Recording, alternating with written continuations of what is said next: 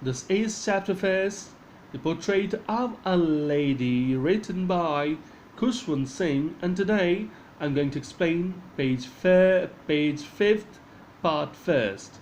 So here we go. I'll tell her English words and little things of Western science and learning, the law of gravity, Archimedes' principle, the world being round, etc. So here at the city, when the author would return home from school, Granny would ask him about the lessons that he learned in school, and there he would inform her about the English words, in Western style of education, that is Western system of education, in which there were taught science, maths, history, geography. So he would tell everything about those things. Say the principle, like Archimedes' principle, law of gravity, and the world being round, etc., etc. He would say all about these things. This made her unhappy. She could not help me with my lessons, and that made her upset, her unhappy, because here she could not help him in his studies, in his lessons. So, because here the case is that she never studied all those things, she never studied English, so she could not help him in his studies, and that's why she was upset. She did not believe in the things they taught at the English school and was distressed that there was no teaching about God and the scriptures. Well, she didn't believe in the Western system of education, and she was particularly upset, distressed, because in these English medium schools there were no teaching about God, there was no teaching about the scriptures, no scriptures were part of their education, and that's why she was very much upset. One day I announced that we were being given music lessons. She was very disturbed, and one day she was informed by the author that they were being given, that the music lessons have started in their school, and that they are given, say, the lessons on music. So that upsets the granny. She was disturbed. To have music had lewd associations. It was the monopoly of the harlots and the beggars, and not meant for gentlefolk. Okay, so, according to Granny, music was not for the gentlemen, was not for the good families.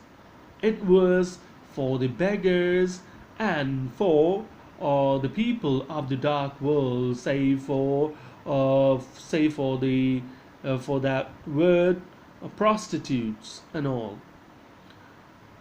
She said nothing but her silence meant disapproval, and she rarely talked to me after that, and she did not speak a word there in front of the author, but she remained silent, and her silence meant her disapproval, that she did not support such kind of education, such kind of learning.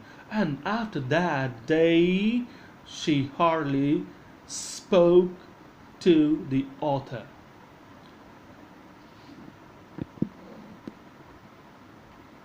When I went up to university, I was given a room of my own.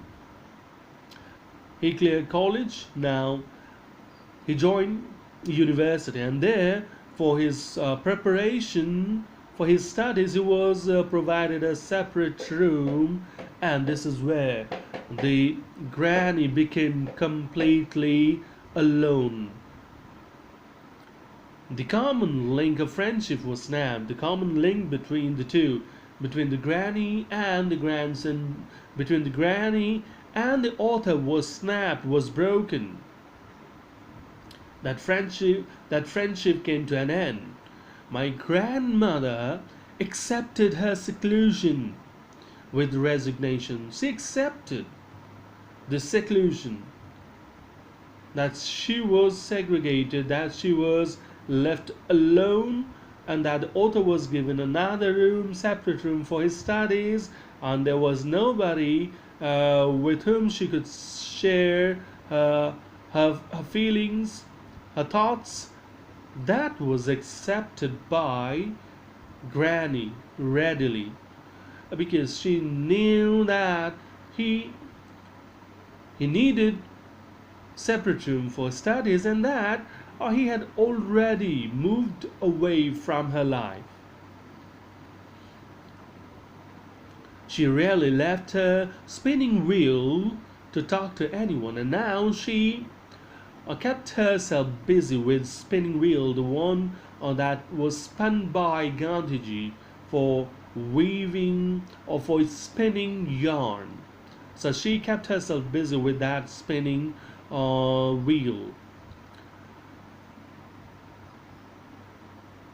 And reciting, sorry, spinning wheel to talk to anyone. From sunrise to sunset, she sat by her wheel, spinning and reciting prayer. From the entire day, she had no other work. She kept herself busy with two things: one, spinning wheel, with the spinning wheel, spinning the yarn, and secondly, with her prayers. These were the two things that she did throughout the day. Only in the afternoon she relaxed for a while to feed the sparrows, and between these two things there was a break that was taken by her during the afternoons, and during this period she would feed sparrows. While she sat in the veranda breaking the bread into little bits, hundreds of little birds collected round her, creating a veritable bedlam of chirrupings. And here, while she would break the breads into little pieces, tiny pieces, she would crumble the bread into tiny pieces, into bits. The sparrows would create a loud kind of noise. They would create ruckus there.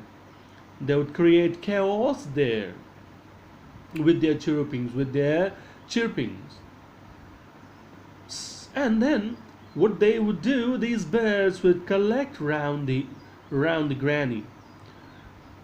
Some came and perched on her legs, others on her shoulders. Some even sat on her head. These birds would be moving round Granny, and sometimes, on occasions, they would sit on her legs, on her shoulder, and even on her head. She smiled, but never shooed them away. She smiled, she gave only a smile to these birds, but never shoot them away, but never turn them away, never scared them away.